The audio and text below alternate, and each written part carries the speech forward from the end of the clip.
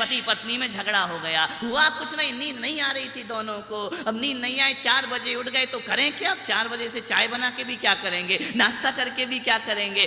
दोनों बैठ करके सलाह कर रहे थे। पति पत्नी का देखना, जब भी बैठते हैं तो बड़े प्यार से बैठते हैं, उठते हैं तो झगड़ा करके ही उठते हैं, ध्यान रखना। एंड वो झगड़ा से ही होता, लड़ाई से ही होता है। तो बोले लड़ाई हो गई। मैंने कहा किस बात की हो गई? बोले मैंने 50 बार समझाया, 1000 बार इनको समझाया। मैंने कहा क्यों रे पति? वो 1000 बार समझाई, तुझे एक बार भी समझ नहीं आया? अरे बोले महाराज सुनो वो क्या कह रही है। बोले 50 बार समझाया, मेरा लड़का इंजीनियर बनेगा। झगड़े का मुद्दा देखो, मेरा लड़का इंजीनियर बनेगा। पति ने कहा खबरदार, जितना तेरा अधिकार है उससे ज्यादा मेरा अधिकार है, मेरा बेटा डॉक्टर बनेगा। लड़ाई काय की चल रही, डॉक्टर इंजीनियर, दोनों झगड़े जा रहे हैं। मेरा बेटा बच्चे, मैंने कहा एक बात बताओ, एक कह रही मेरा पति डॉक्टर बने, मेरा बेटा इंजीनियर बनेगा। मैंने कहा एक बार तुम दोनों ने अपने बच्चे से पूछा है कि तू क्या बनेगा? सब कुछ तुम ही बनाने के लिए तैयार हो। जैसे ही मैंने कहा जाओ बच्चे को बुलाओ, उससे पूछो कि तू क्या बनेगा। मालूम है पति पत्नी ने एक दूसरे को देखा, बोले बच्चा तो अभी पैदा ही नहीं हुआ है। झगड़ा देखो बिना सिर पैर का, अभी आया नहीं है, प्लानिंग चल रही है क्या बनेगा। बिना सिर पैर के झगड़े। ध्यान रखना 80% झगड़े ऐसे होते हैं घरों में जिनका कोई औचित्य। सास बहू में झगड़ा हो गया, सास ने कहा बहू ये मलाई यही खाई जाएगी, बहू ने कहा एक पीहर जाएगी। अब गांव में शादी करोगे तो ये झगड़े तो होंगे। ऋषभ देव वालों, अब दूर होती तो मलाई जब तक तो खराब हो जाती है। बोलिए मलाई पीहर जाएगी। सास ने कहा नहीं, मलाई यही खाई जाएगी। बोले नहीं पीहर जाएगी। इस बात, इतनी सी बात पे झगड़ा हो गया।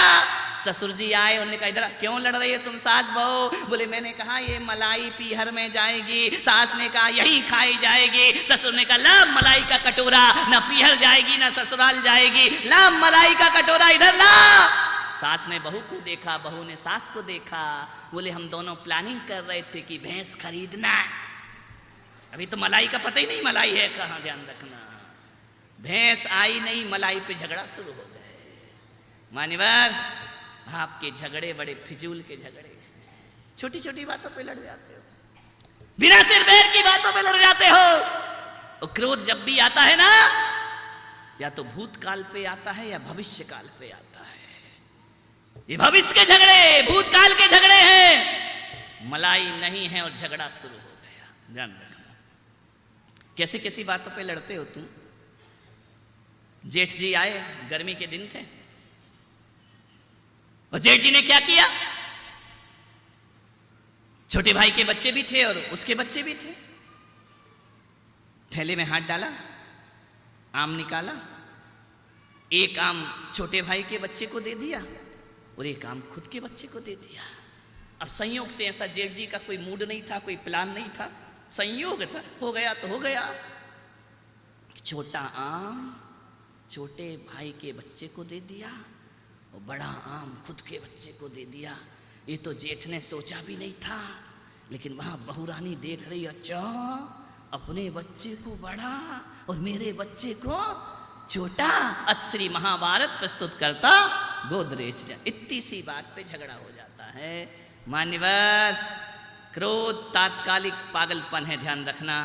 जब वो आता है तो बुद्धि को हर के आता है, और जब जाता है तो पश्चाताप को छोड़ करके जाया करता है। ध्यान रखिए। आपसे मेरा निवेदन है, किन किन बातों पे झगड़े हो रहे, छोटे बड़े आम पे झगड़े हो गए, ये तो उस पिता ने सोचा ही नहीं था, लेकिन झगड़े हो गए। मुल्ला नसरुद्दीन जयपुर जा रहा था, कहीं गए हैं, अभी तक नहीं लौटे हैं।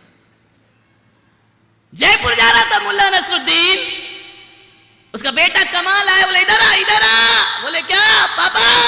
बोले बेटा मैं जयपुर जा रहा हूं, हो सकता है 1 दिन के 2 दिन और लग जाएं। तो बच्चे ने कहा कोई बात नहीं बाप, तुम जाओ तो जाओ, यहां से थोड़ी तो शांति हो गई। इधर आ, उठाए और 4-6 तमाचे मारे। पत्नी गुलाबों ने कहा तेरा दिमाग खराब है, तू बाहर जा रहा है, बाहर जाता है तो बाप बेटे को सीने से लगाता है, प्यार करता है, तू उसकी पिटाई कर रहा, तू उसकी ठुकाई कर रहा। बोले तू चुप रहे, मार लेने दे जी भर के, मैं जा रहा हूं, 4-5 दिन भी लग सकते हैं। अरे तो बोले उसको प्यार कर। मुल्ला ने कहा नहीं, जी भर के ठोकूंगा पट्टे को, आज इतना मारूंगा इतना मारूंगा। पूछा मुल्ला तू पागल हो गया, काय को मार रहा है? बोले इसलिए मार रहा हूँ कि जयपुर जा रहा हूँ, 4-5 दिन लग गए और कल इसका रिजल्ट आ रहा है और मुझे मालूम है फेल होगा, और ये फेल होगा तो इसकी पिटाई। ध्यान रखना, ये भविष्य के झगड़े, फोकट के झगड़े, फोकट का गुस्सा कि कल मैं रहूंगा नहीं और रिजल्ट में ये पक्का। वो तो स्वरित बड़ा हो गया है, नहीं तो बल्लू भी यही करके जाता। ध्यान रखना, मास्टर का लड़का है, ध्यान रखना। माने विचार करिए, सोचिए, बेकार के झगड़े होते हैं हमारे घरों में, बिना सिर पैर के झगड़े। ये मिट्टी के ठीकरों के लिए आदमी लड़ता है, ये मकानों के लिए आदमी लड़ता है। एक घर में पैदा होने वाले 2 भाई कटघरों में जाकर के खड़े हो जाया करते हैं, 1-1 इंच जमीन के लिए लड़ रहे हैं। ध्यान रखना, मान्यवर आज से निवेदन है, ये ना दौलत जाएगी साथ, ना रुपया ना पैसा साथ जाएगा, तो हमारा प्यार हमारे साथ जाया करता है। लेकिन आदमी लड़ रहा है, भूतकाल के झगड़े होते हैं। इतना अच्छा प्रवचन में आदमी आ रहा था, चौराहे पे झगड़ा हो गया, कॉलर पकड़ ली। अरे मैंने कहा हुआ क्या? बोले वही आदमी है। मैंने कहा कौन? जिसने 2 साल पहले मुझे गाली दी थी। तेरे पागल की 2 साल पहले की गाली अब याद आ रही है तुझे? बोले नहीं, जब जब इसको देखता हूं तो गाली याद आ जाया करती है। अरे मैंने कहा 2 साल पहले इसने गाली दी थी ना, वो दिन कौन सा था, वो तारीख कौन सी थी? बोले तारीख और दिन तो याद नहीं। अरे मैंने कहा दिन और तारीख याद नहीं और गाली को जिंदगी भर याद रखता है। अरे जैसे कैलेंडर भूल गया वैसे गाली भी भूल जा, तेरे जीवन में आनंद बरस। आदमी कितनी बातें याद रखता है, अभी रामायण की चौपाई कहें तो 2 दिन बाद भूल जाओगे, गाली तो जिंदगी भर। उसने मेरा अपमान किया था, उसने मुझे गाली दी थी। मान्यवर उसने दी तो तूने ली क्यों? ध्यान रखना, सामने वाला जितना गाली देने को स्वतंत्र है उतने तुम भी लेने और नहीं लेने को स्वतंत्र। लेकिन तुम तो इतने जल्दी लेते, लाओ दे दो गालियां, 1 के बदले 4। सुना क्यों? पहले के जमाने में क्या होता था, चिट्ठी लिखते थे, अब तो चिट्ठी मिट्ठी का लफड़ा ही खत्म हो गया। जब से मोबाइल आया चिट्ठी का लफड़ा ही नहीं तो रोज शाम को बच्चे खेलते थे, स्कूल से आते थे, डाकिया आता था, पोस्टमैन आता था, चिट्ठी आई होगी, संदेश आया होगा। अब तो चिट्ठी मिट्ठी का लफड़ा ही खत्म, SMS कर दिया, मैसेज पहुंच गया। और आजकल तो लिखने का भी खत्म, यहाँ वहां से उठाया, यहाँ से लिया, वहां फॉरवर्ड कर दिया, उसका लेके उसे फॉरवर्ड कर दिया। मान्यवर ये भी पढ़ने की फुर्सत नहीं कि उसमें क्या लिखा है। कभी एक काम करना अनंत जी, यदि मैसेज में 10 गाली लिखी हो, किसी को फॉरवर्ड कर देना तो वहां से यही लिखा आएगा थैंक यू, क्योंकि पढ़ने का उसको भी समय, ना भेजने वाले को पढ़ने का समय है ना लेने वाले। क्या जमाना था जब चिट्ठियां आती थी, इंतजार रहता था, कैसी भाषा थी, एक एक शब्द संभाल संभाल के लिखा जाता था, कैसे शब्दों का संकलन हुआ करता था, कैसे भावनाओं को शब्दों में रंग करके पहुंचाया जाता था और कैसे दूरियों को आपस में मिलाया जाता था। वह पत्र का जमाना हुआ करता था, चिट्ठी का जमाना हुआ करता था। आजकल तो चिट्ठियां सब खत्म हो गई। ध्यान आती है क्या कोई चिट्ठी? तो हाँ सरकारी आती है, इनकम टैक्स के नोटिस, गवर्नमेंट की आती है, ध्यान रखना, कोर्ट का नोटिस, तलाक का नोटिस। प्रेम की चिट्ठियां तो आना बंद हो गई। कौन लिखता है? कैसे खत लिखे जाते थे, कभी कभी तो दुर्घटना हो जाती थी। ये पुष्पदंत वगैरह जब गुरुकुल में स्कूल जाते थे तो बहुत सारी दुर्घटनाएं घट जाया करती थी। ये चिट्ठी लिखो, किसी को पहुंच जाती बाप को, लिखी तो बेटी को थी, चिट्ठी पहुंच गई बाप के पास। वो इतना उधेड़ता था बाप, इतना उधेड़ता था। आजकल तो खुलेआम पूछा जाता है, बेटा बोल किससे शादी करना है। पहले के तो बेटे बोल नहीं पाते थे बाप से किससे शादी करना है।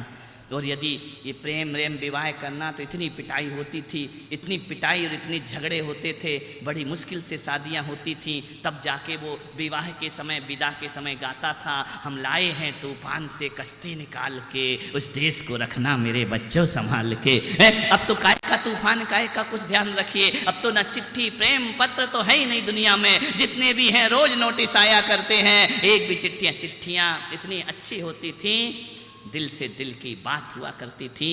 वो कभी झगड़े में कोई बहू अपने पापा को चिट्ठी भी लिखती थी तो 6 दिन में पहुंचती थी, 7 दिन में जवाब आता था, तब तक झगड़ा निपट जाता था। ध्यान रखिए, दोनों में प्रेम हो जाया करता था। अब तो ऐसा कि यहाँ झगड़े, अरे झगड़ा तो छोड़ो, फोन करना तो छोड़ो, अब तो मोबाइल ऑन करके झगड़ा हो जाता है। सुनो मेरा पति क्या बोल रहा है, ध्यान रखिए, बहुत हालत खराब है। पुराने जमाने लौटना चाहिए फिर से एक बार। मान्यवर, क्रोध हर जीवन की समस्या है। तुम्हारे घरों में, तुम्हारी फैक्ट्रियों में, तुम्हारी दुकान में छोटे छोटे वो अग्निशामक यंत्र लगे रहते हैं ना, फायर लगा रहता है। क्यों लगाते फैक्ट्री में? बोलो, कहीं धोखे से आग लग जाए तो जब तक फायर ब्रिगेड आएगी उससे पहले छोटी मोटी आग को इससे कंट्रोल किया जाए। ध्यान रखना। मैं आपसे निवेदन करता हूं, दुकान में और फैक्ट्री में अग्निशामक यंत्र लगाते हो, मैं आज पुलक सागर कहता हूं, एक अपने दिमाग में भी अग्निशामक यंत्र लगाओ यहां से जाके। और इसलिए लगाओ, वो यंत्र कौन सा होगा? ऐसा मत करना कि तुम उठा के उसको सिर पे लेके घूमने लगो कि महाराज ने कहा अग्निशामक यंत्र लेकर के चलो। नहीं, वो मैं नहीं कह रहा हूं। मैं कह रहा हूं कि अपने दिमाग में समझदारी का अग्निशामक यंत्र लगाओ, क्योंकि तुम्हारे दिमाग में भी कभी भी चिंगारी भड़क सकती है, कभी भी आग भड़क सकती है, कभी भी तुम्हारी जिंदगी को राख कर सकती है।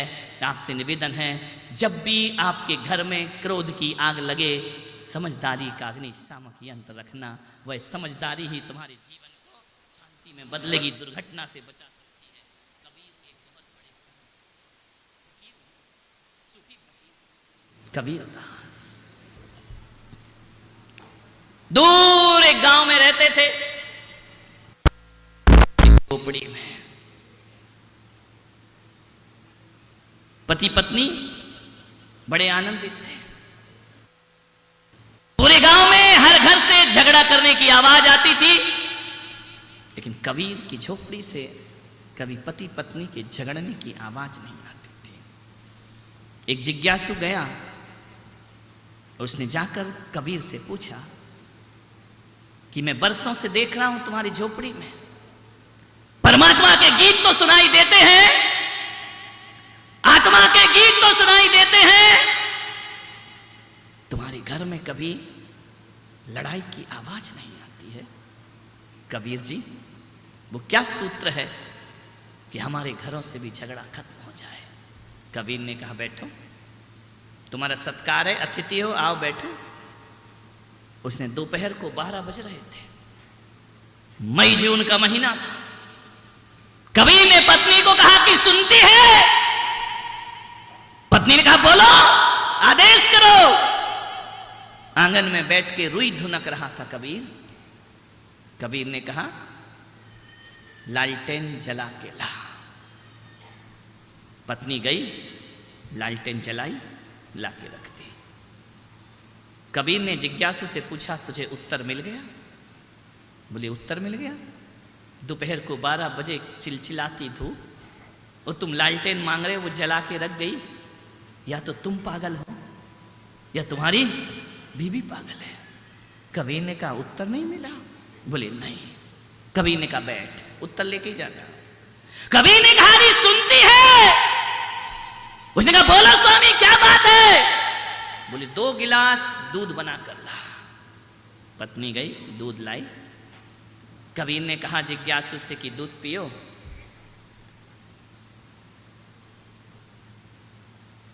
जिज्ञासु ने जैसे ही दूध होठों से लगाया, थूक दिया। बोले, पागल हो, दिमाग खराब है क्या तुम्हारा? कबीर ने कहा रुक जा। कबीर ने दूध लिया, घटाघट पूरा गिलास दूध पी गए। तो कबीर ने कहा उत्तर मिल गया? बोले खाक उत्तर मिल गया है। तू भी पागल और तेरी पत्नी भी पागल लगती है, दिमाग से पागल हो तुम। कबीर ने कहा समझ नहीं आया? बोले नहीं। बोले क्या हुआ? बोले 12 बजे दिन में कबीर तुम कह रहे हो लालटेन ला, वो ला गई, दे गई, और तुमने जो पत्नी को दूध का ऑर्डर किया, ऐसी पागल पत्नी शक्कर की जगह नमक डाल करके लाई है। तो कबीर ने कहा तुझे उत्तर समझ में नहीं आया? बोले नहीं। बोले उत्तर इतना ही है कि देख, दोपहर को 12 बजे मैंने पत्नी को कहा लालटेन ला, तो पत्नी ने कोई तर्क नहीं किया। पत्नी ने क्या और क्यों नहीं पूछा, चुपचाप लाकर लालटेन रख दी। और जब पत्नी 12 बजे दिन में बिना प्रश्न किए, बिना तर्क के लालटेन ला के रखती है, और धोखे से उसने यदि शक्कर की जगह नमक डाल दिया, तो जब वो प्रश्न नहीं करती है तो पति का भी फर्ज बनता है कि चुपचाप दूध पी लेना चाहिए, उसे प्रश्न नहीं करना चाहिए, उसे तर्क नहीं करना चाहिए। जिज्ञासु ने कहा ये तो पागलपन है। बोले पागलपन नहीं है, उत्तर लेके जा। हमारे घर से लड़ाई की आवाज इसलिए नहीं आती है कि हम पति पत्नी के बीच में समर्पण है, लेकिन हमारे बीच में तर्क नहीं है। और एक बात याद रखना, जहाँ समर्पण होता है वहाँ स्वर्ग होता है, और जहाँ तर्क होता है वहाँ नरक हुआ करता है। ध्यान रखिए, वो जीवन नरक है। जहाँ समर्पण है वहाँ स्वर्ग है, और जहाँ तर्क है वहाँ, जिन पति पत्नियों में तर्क होगा जिंदगी नरक के समान महसूस होगी, और जिनमें समर्पण होगा, ध्यान रखना, गलतियां सबसे होती हैं, गलतियां आदमी से भी होती हैं और गलतियां महिलाओं से भी हुआ करती हैं, लेकिन समर्पण का भाव रख दो। ध्यान रखना, यदि पत्नी नहीं पूछती है कि लालटेन क्यों चाहिए, तो पति का भी फर्ज है कि नमक डला है तो चुपचाप पी जाए। ध्यान रखना, ऋषभदेव के पतियों, आज प्रैक्टिकल कराएं क्या घर में? ध्यान रखना, तर्क नहीं होना चाहिए। जहां समर्पण है वहां स्वर्ग है। मैं आपसे निवेदन करता हूं कि आप अपने घर में, अपने ऑफिस में, अपने दफ्तर में, अपनी दुकान में, जहां दिन में 4 बार क्या 1000 बार नजर जाती हो, मेरा एक सूत्र उसमें लिख के एक स्टिकर बना लेना कि जहां तर्क है वहां नरक है, और जहां समर्पण है वहां स्वर्ग है। ध्यान रखना, ये स्टिकर आपकी दुकान में, आपके घर में, आपके दफ्तर में, आपकी अटैची में, आपकी गाड़ियों में लगा रहना चाहिए, क्योंकि तर्क के अवसर पल पल पे आते हैं, और जब तुम्हारी निगाह इस पर जाए तो समर्पण की जिंदगी शुरू हो जाना चाहिए। ध्यान रखना, घर स्वर्ग हो जाएगा, घर नरक नहीं बन पाएगा।